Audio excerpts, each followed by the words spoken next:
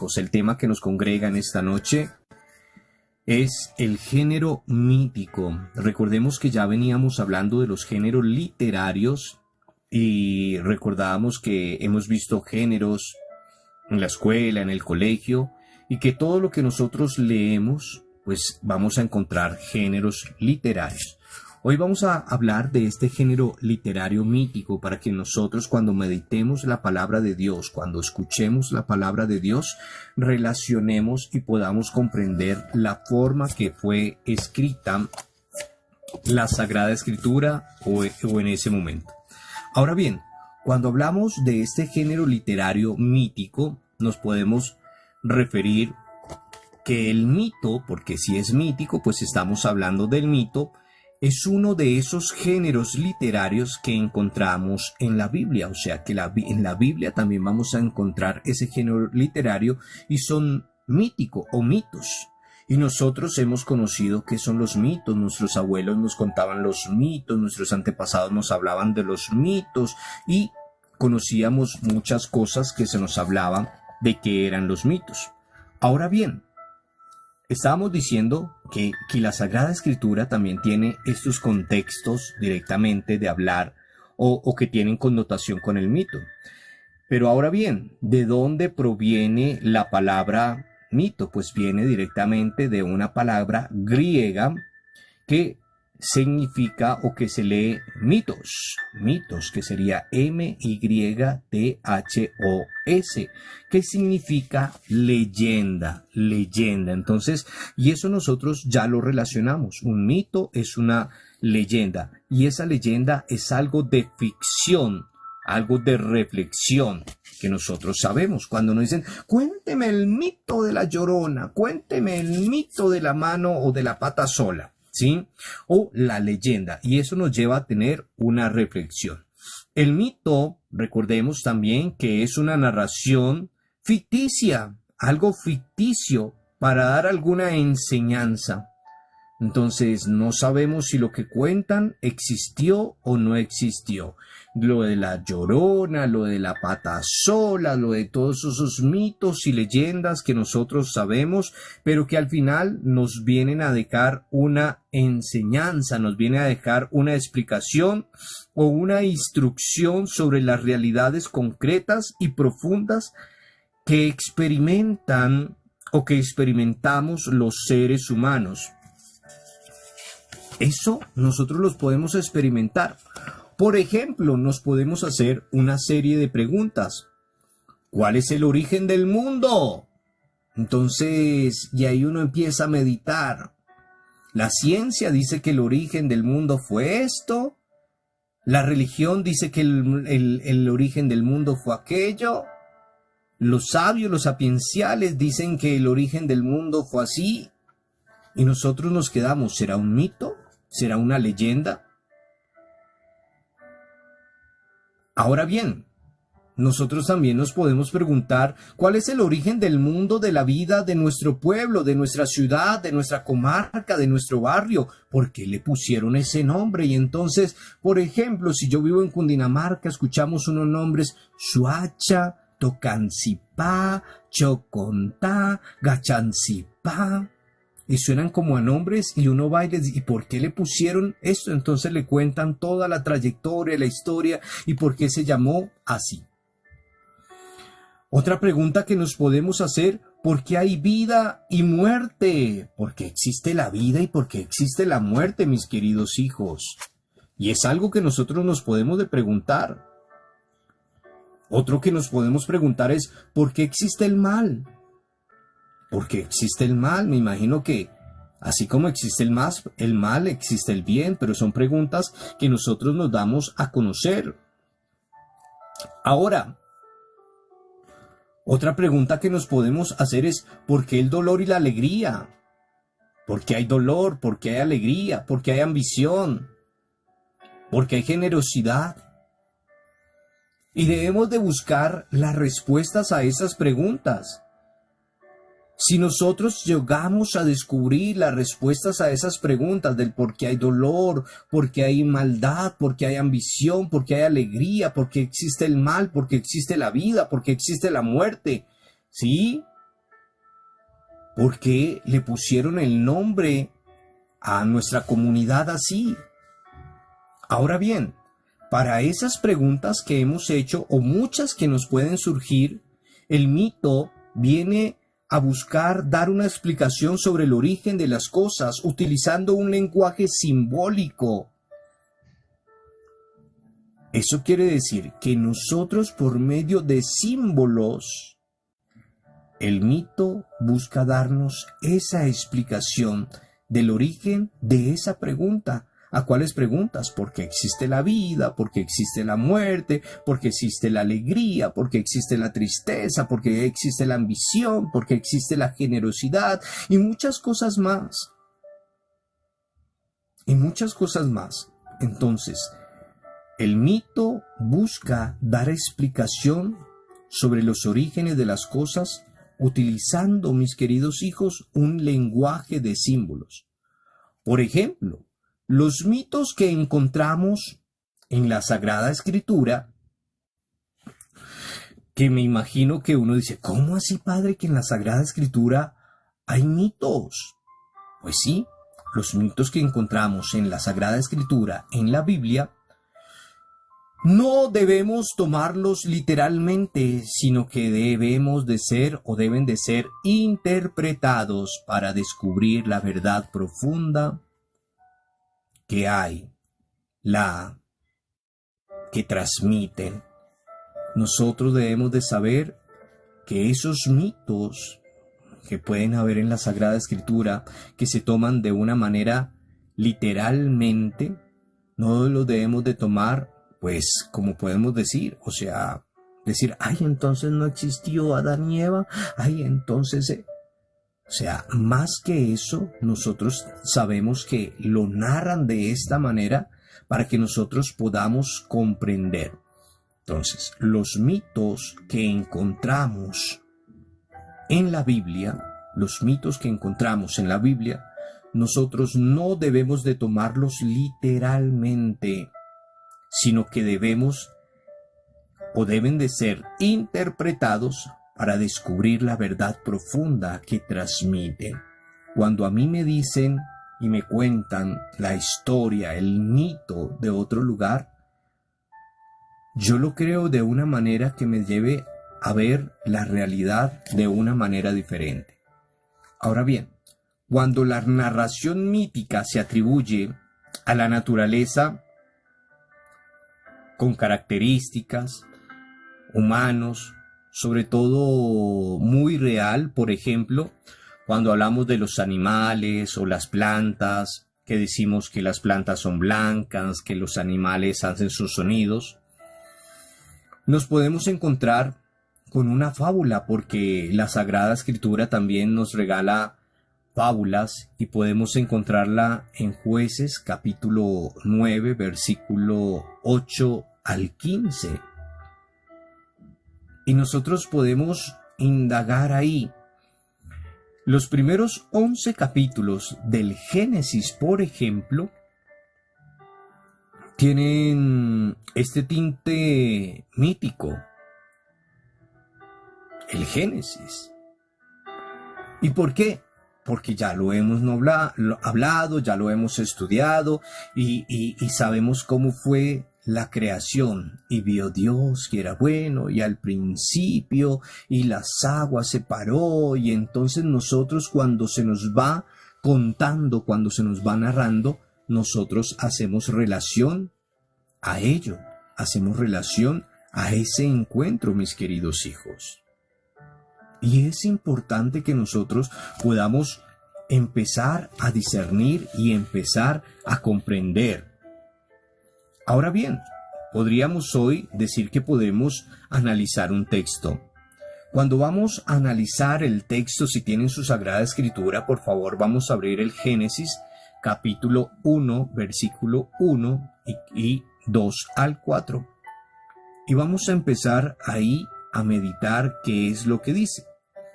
Y vamos a encontrar ahí, en el Génesis capítulo 1, vamos a encontrar que es el primer relato de la creación. Y dentro de ese primer relato de la creación descubrimos algunos símbolos y palabras especiales para hablar sobre la creación del mundo, de la vida del ser humano. Porque en la Sagrada Escritura encontramos dos relatos que hablan de lo mismo, pero de una manera diferente. Los 7 días. Y nosotros tenemos que empezar a discernir y empezar a discernir y empezar a comprender, perdón. Los 7 días. Y nosotros sabemos que el número 7 significa perfección, totalidad. El número 7 no indica la duración del proceso creado, sino que enseña que la creación de Dios es perfecta. Y yo sé que muchos saben de la simbología de los números en la Biblia, pero aquí estamos tomando especialmente y comprendiendo, porque cada palabra, cada encuentro que tenemos ahí en la Sagrada Escritura, pues debemos de llevar a hacer una exégesis. Entonces, seguimos. Ahora bien, se nos habla directamente que la creación de Dios es perfecta, que la enseñanza de Dios es perfecta, y con el número 7 nos simboliza que eso que pasó en esos 7 días es perfecto. Ahora bien, dentro de esa narración del Génesis vamos a encontrar caos, vamos a encontrar confusión, vamos a encontrar oscuridad, vamos a encontrar y aguas. Entonces, vamos a saber qué quiere decir el caos, la confusión, la oscuridad y aguas, porque eso lo encontramos en esa narración. ¿Qué puede indicar esto, mis queridos hijos? Pues indica la situación negativa antes de la intervención creadora de Dios. Y por eso necesitamos ir comprendiendo todo esto, lo que es caos, confusión, oscuridad y aguas, nos indican eso, mis queridos hijos, una situación negativa antes de la intervención creadora de Dios. Al principio decía todo era tiniebla, todo era caos, todo era oscuridad y existían las aguas. Ahora bien, también aparece una palabra maravillosa y es la que dijo Dios. Dijo Dios. Esta frase, mis queridos hijos, para que lo tengamos muy presente, se refiere al poder creador de la palabra, la autoridad. Y había una tareita en otro tema anterior que teníamos que buscar dónde se veía esa presencia real de Dios. Ahora bien, si decimos, bueno, dijo Dios, sabemos que se repite 10 veces dentro de este relato. ¿Y por qué se repite 10 veces dentro de este relato la palabra dijo Dios? ¿Por qué se repite 10 veces, mis queridos hijos? Pues muy fácil, se repite 10 veces porque se relaciona con los 10 mandamientos, con 10 palabras. Creó al mundo, creó la vida, le dio vida y con las otras 10 organizó a su pueblo. Y nosotros debemos de ir comprendiéndolo, debemos de ir saboreándolo. No es porque querían repetir cada momento y dijo Dios, y dijo Dios, y dijo Dios, y dijo Dios, y dijo Dios, sino que nosotros debemos de saber que esa palabra de dijo Dios es una frase que refiere al poder creador de Dios, a la autoridad de Dios, y que se repite 10 veces porque se relaciona con los 10 mandamientos. Algunos lo podíamos saber, otros no lo podíamos saber. Que se repite 10 veces porque es la autoridad de Dios y se repite 10 veces con relación o para relacionar a los 10 mandamientos. Palabra, con esa palabra creó al mundo, la vida, y con otras 10 organizó al pueblo. Ahora bien, dentro de este pasaje que estamos meditando, de este pasaje que estamos analizando, haciendo el análisis del texto, también aparece la palabra el firmamento. Y por eso es lo importante cuando a veces me dicen, padre, es que yo soñé con esto y soñé y estaba acá y venía así y caminaba allá y estaba así, era de color. Pues es algo similar a lo que estamos haciendo en el momento porque nos detallamos especialmente en todos los acontecimientos. El firmamento. Pues el firmamento es pensado como una gran bóveda. Y eso nos lo dice la palabra de Dios. El firmamento es pensado como una gran bóveda que sirve para dividir las aguas. Una gran bóveda que sirve para dividir las aguas. ¿Y por qué quiere dividir las aguas? Pues tienen un solo fin, de separar las aguas del cielo y pues también la tierra, con el fin de separar estas tres partes. Entonces, nosotros tenemos que saber porque en este relato bíblico se nos habla mucho del firmamento. Y se nos habla del firmamento. Y uno, como dice, está pensado como una gran bóveda para dividir las aguas con el fin de que aparezcan las aguas, la tierra seca, lugar para la vida.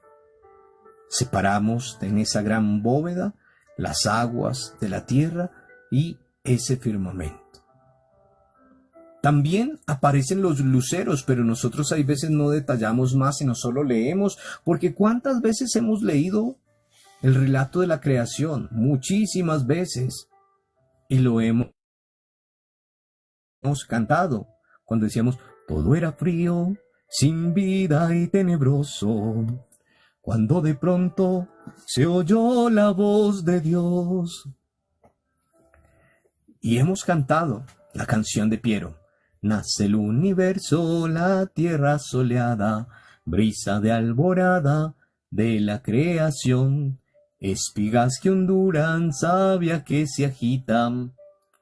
Y después el coro. Por eso hay que cantar aleluya, por eso hay que cantar aleluya. ¿Quién no la ha cantado, mis queridos hijos? Y la cantamos y la escuchamos el día que iniciamos este curso bíblico. Aparecen entonces los luceros. ¿Y por qué? ¿A qué se refieren los luceros? Se refiere al sol, a la luna, que en algunas culturas han sido divinizados. El sol, la luna, que en algunas culturas han sido divinizados. Con ellos, aquí podemos afirmar, mis queridos hijos, que son obras de la creación de Dios y sirven para determinar los tiempos, porque si Dios creó el sol y creó la luna, que aunque hayan sido divinizados por algunas personas, los creó especialmente para predeterminar los tiempos, porque nosotros sabemos que cuando se oscurece sale la luna y cuando amanece sale el sol. Y vio Dios que todo era bueno, mis queridos hijos. Y vio Dios que todo era bueno. Es una frase que aparece que todo lo que él hacía, y vio Dios que todo era bueno. Y vio Dios que era bueno. ¿Qué quiere decir esa frase? Pues es muy fácil. Indica que todo lo creado por Dios es bueno. Bueno, buenas, valioso, valiosa con las cosas de la naturaleza. O sea, mis queridos hijos, que nosotros somos valiosos, que nosotros somos buenos, que la naturaleza es valiosa, que la naturaleza es buena. Pero ninguna se iguala a la dignidad de la persona humana. Ninguna se iguala a la dignidad de la persona humana. El árbol está y vio Dios que era bueno. pero ese árbol no se va a igualar a la dignidad de la persona humana. Yo respeto al árbol, no lo maltrato, no lo daño, no lo talo. Pero el árbol no me puede respetar a mí. Entonces, ahí está la gran diferencia, mis queridos hijos. Ahora bien, después de crear la Dios, la dignidad, después de que Dios vio que todo era bueno, dijo Dios que era muy, muy bueno. Creó los animales y dio Dios que era bueno. Creó las grandes lumbreras, los peces, las aves, y vio Dios que era bueno. Creó al hombre a imagen y semejanza de él, creó hombre y vio que era bueno.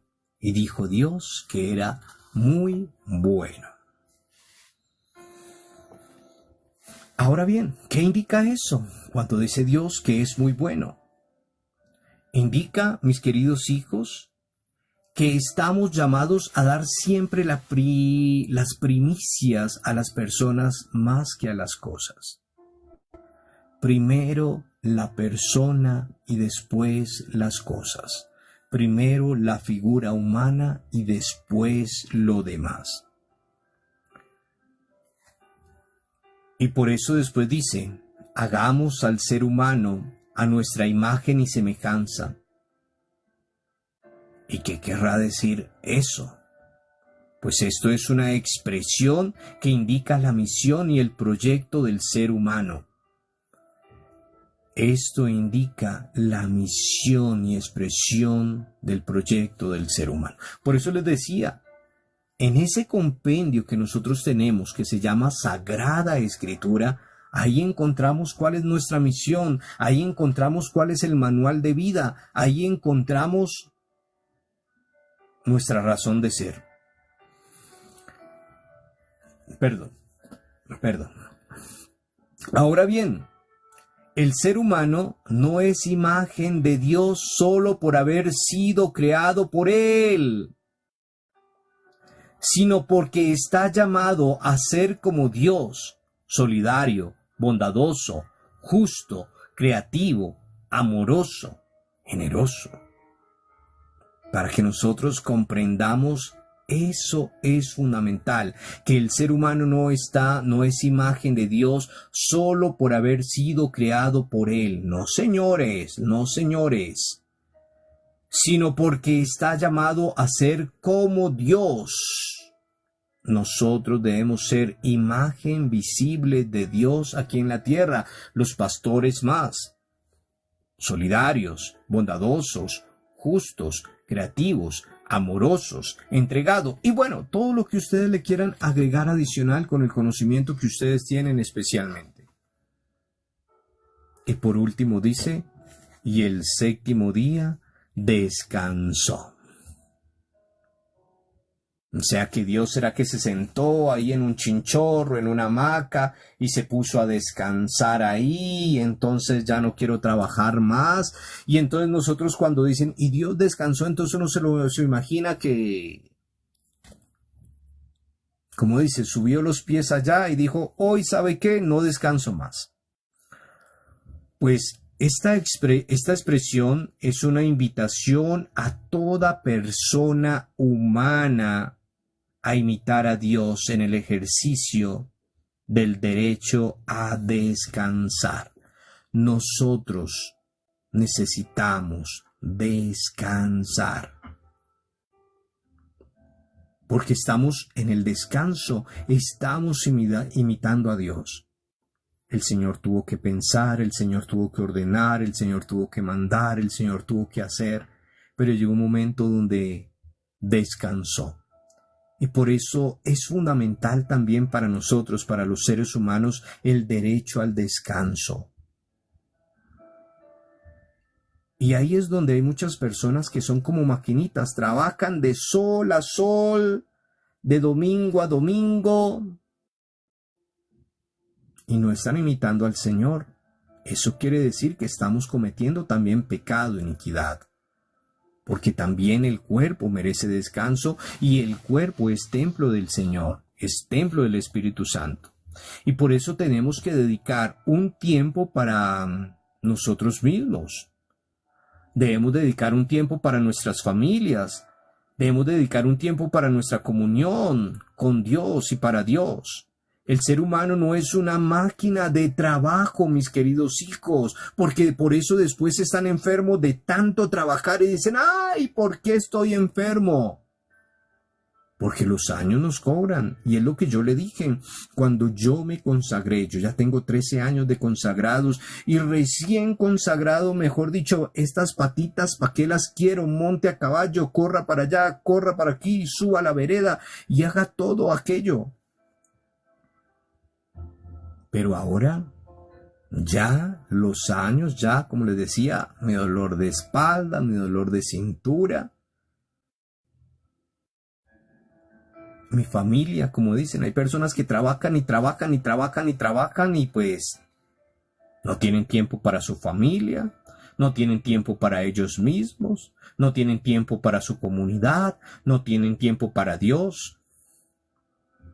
Solo tienen tiempo es para el dinero. ¿Y de qué les sirve tener tanto dinero? Usted puede trabaje y trabaje y trabaje y trabaje y trabaje y ahorre y ahorre y ahorre y ahorre. ¿Y si mañana te mueres? ¿Quiénes van a disfrutar? Pues toda la chusma que dejaste. ¿Y tu vida qué? ¿Disfrutaste con tu familia? ¿Disfrutaste con tu comunidad? ¿Disfrutaste con tu parroquia? ¿Disfrutaste de un tiempo para ti? Nada. Y por eso nosotros debemos de imitar el descanso, porque el Señor también se cansó, necesita recobrar fuerzas. Entonces, teniendo en cuenta este análisis que le hemos hecho a este texto, porque eso es lo que debemos de nosotros cuando leemos la Sagrada Escritura, y ahora que estamos conociendo los géneros literarios y que estamos hablando del género mítico, tendríamos que hacer un análisis de cada uno de los textos para que nosotros podamos comprender. Y por eso es que hay personas que dicen, padre, pero es que yo leo y leo y leo y leo y leo y no entiendo.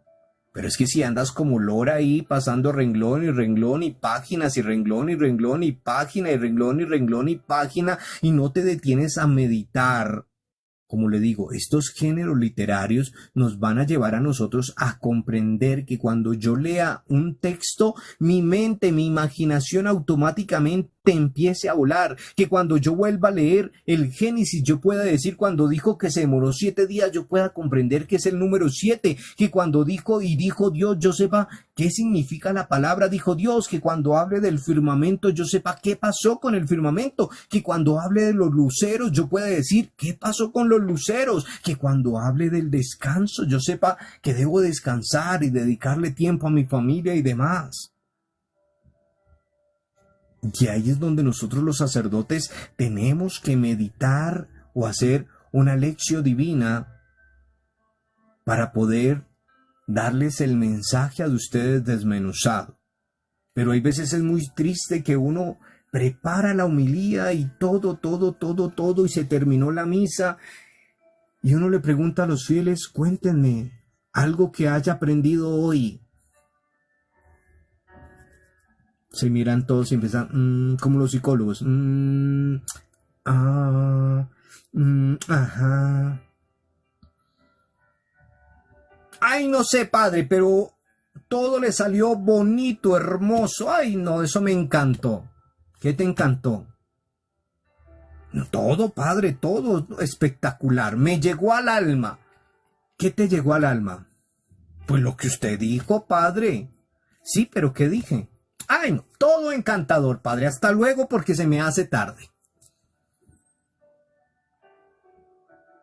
Y así somos muchos.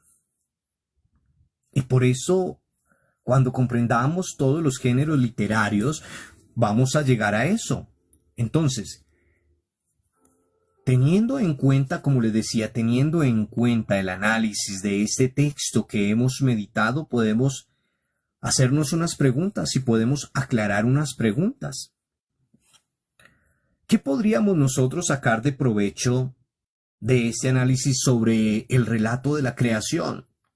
¿Para qué me sirvió a mí conocer los 7 días? ¿Para qué me sirvió a mí saber que se repetía 10 veces esta palabra? ¿Para qué me sirvió a mí conocer lo del firmamento, lo de los luceros, lo del descanso? O sea, ¿qué puedo sacar de provecho de este análisis que he hecho con el libro de la creación, con el relato de la creación? Otra pregunta. ¿Hay alguna oposición entre lo que afirma la Biblia y lo que nos dice la creación moderna sobre la aparición de la tierra? Recordemos que la Iglesia habla de una creación que es la que tenemos y la ciencia habla, o la modernidad habla de otra creación que es el Big Bang. El Big Bang, entonces, para el Big Bang, bueno, ya se me cruzó el cable, ese. Entonces, para que nosotros lo tengamos presente, mis queridos hijos. O sea, ¿para qué me sirve a mí? ¿Para qué me sirve a mí?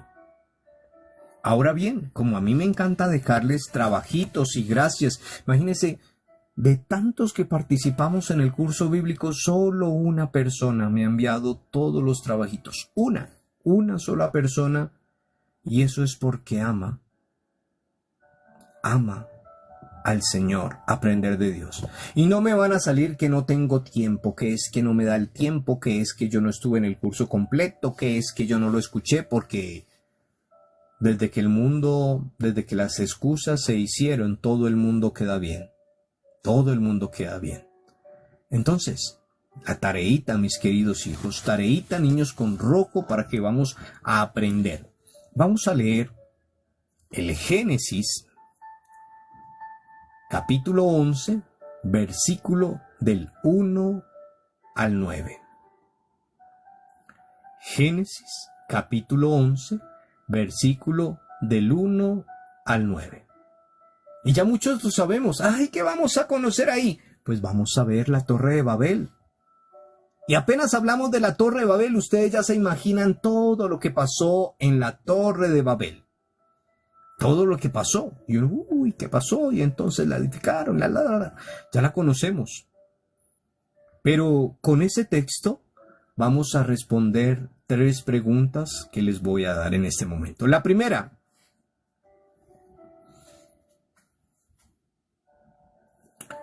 ¿qué elementos del género mítico encontramos en este texto? ¿Qué elementos del género mítico encontramos en este texto? Y pues ya sabemos que es un género mítico porque ya lo dijimos, que es un género mítico. Entonces, ¿qué elementos del género mítico encontramos en este texto? Segunda,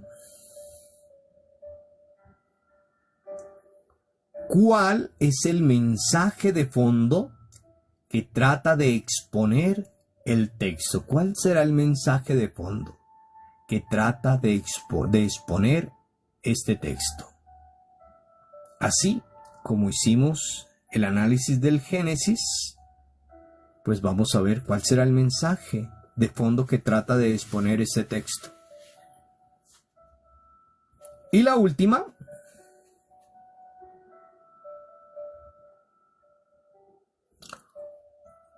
¿conocemos algún mito o alguna leyenda que hayamos escuchado de nuestros mayores? ¿Quiénes son nuestros mayores, nuestros padres, nuestros abuelos, nuestros ancestros? Si la conocemos, entonces, uy, sí, padre, yo conozco la pata sola. Cuéntame la pata sola. Entonces, escribirla, por favor. No es que van a buscar allá copy-paste, no. Un resumen. Padre, es que la pata sola trata de esto y esto y esto y esto y esto, aquello y aquello. Ah, bueno. Entonces, si conocemos algunos mitos o leyendas que nos hayan escuchado de nuestros mayores, la decimos, pero también hay que responder, ¿y por qué me la contaban a mí? O sea, hay veces que, ¡ojo!, le dicen a los niños, ¡ojo, que sale la Llorona! ¿Y quién es la Llorona? Y le cuentan la leyenda. Pero entonces, ¿por qué me contaban a mí esa leyenda? ¿Por qué me contaban a mí eso? O sea, ¿cuál era la razón que me la contaran a mí? ¿Cuál era la razón?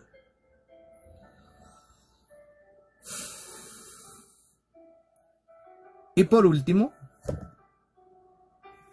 de acuerdo al texto que hemos meditado, que hemos explicado, en este caso sería del Génesis, vamos a explicar en qué consiste el género mítico. ¿En qué consiste el género mítico? Y es muy fácil. Entonces voy a explicar, según lo que vimos, según lo que nos compartió el Padre, en qué consiste el género mítico. Y ese es uno de los géneros que encontramos en la Sagrada Escritura. Es uno de los géneros que encontramos en la Sagrada Escritura. Muy bien, mis queridos hijos, digamos entonces gloria al Padre, y al Hijo, y al Espíritu Santo, como era en un principio, ahora y siempre, por los siglos de los siglos. Amén. Gloria al Padre, al Hijo, y al Espíritu Santo, como era en un principio, ahora y siempre, por los siglos de los siglos. Amén. Gloria al Padre, al Hijo, y al Espíritu Santo, como era en un principio, ahora y siempre, por los siglos de los siglos. Amén.